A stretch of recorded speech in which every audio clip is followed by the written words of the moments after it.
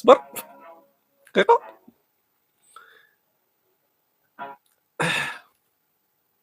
مكتوبة هنا جماعة مقلوبة إنما المؤمنون إخوة.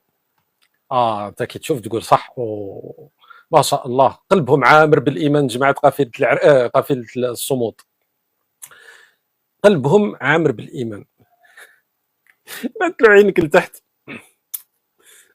هنا تلقى الجزائر تونس مروك. إنما المؤمنون إخوة، بصح يقسموا بعضهم على زوج. إخوة المؤمنون صاحبي. ما شاء الله على الأخوة، الله يبارك. هذه أخوة ولا موريتانيا نساوها، هما كانوا مركزين مع المروك، كان المهم يبعثوا الرسالة المشفرة. موريتانيا ما داروش عليها خلاص،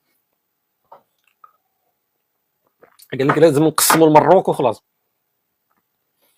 تما قافله كالعاده لا دين لا دنيا، رايحين يشطحوا ويغنيو داخلينها. والمشكل الجماعه، انت تشوف قافله حافلات تنظيم من الجزائر بموافقه السلطات الجزائريه، في تونس كان تحضير ثاني رسمي.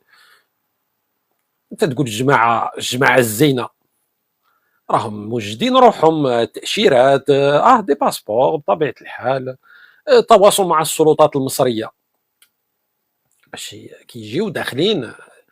ما تدخلش بيوت الناس هكا، وهذا راه بلد بمؤسساته باجهزته قافله العرايه الصمود قال لك حنا نروحوا لمصر نصدموا ونكملوا نورمال، نديروا اولي اولا في الحافله، نشطحوا مع بعضنا، نتراقصوا في البيس حتى نوصلوا للمعبر رفح. بصح يا جماعه واحد يقول لهم كوميم راهي مصر راهي بلاد، راهي ماهيش زريبه.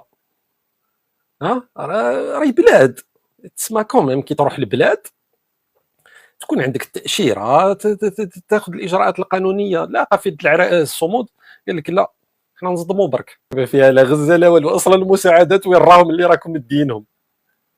واش راهين تديو الهريسه؟ واش تديو؟ حنا الحليب في الجزائر ما كانش، واش تديو لغزه؟ دونك بعد القضيه بدات فيها اخوان ما اخوان، باسكو الجماعه كامل اخوان مسلمين. ولات القضيه ملي كنا نحكيو على اسرائيل ونصره غزه وفك الحصار، ولا الموضوع الاساسي مصر. ولينا نحكيو على مصر والسيسي. اسرائيل خاطيها مسكينه، غزه نسيناها. لم يعد هناك مطار يحمل اسم مطار القاهره الدولي، لقد اصبح اسمه اليوم رسميا مطار بن غوريون 2. ولم تعد هناك دوله تحمل اسم جمهوريه مصر العربيه المستقله. كيان قولوا لنا من الاول اصاحبي، وهذاك عامل المخزن شوقي بنزاره على باله من الاول. لو كان خبرتونا وخلاص باللي الموضوع راه مصر. ولات القصه كامل مصر غالقه الحدود، مصر مع اسرائيل، مصر كذا مصر كذا، ها السيسي، ها الاخوان المسلمين حقروهم، ها رابعه، ها مرسي الله يرحمه، هكذا. ماشي الموضوع هو غزه، لا لا لا، انسى غزه هذيك اصلا. وين باش راح تحرر في غزه صاحبي؟ اسرائيل هذيك ما قدرنا لهمش من 48 وهما من خلي. دونك دارت الحكايه، ولينا في قصه واحده اخرى.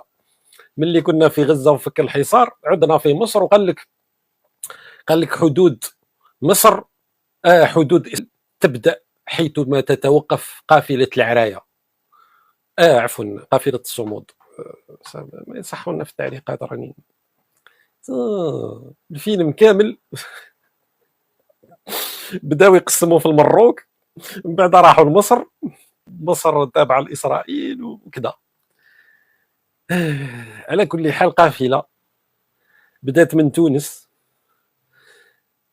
التحقوا بها الجزائريين من انصار النظام الجزائري، شويه ليبيين مساكن مغلوب على امرهم. واش راح يجيك منها صراحه؟ واش راح يجيك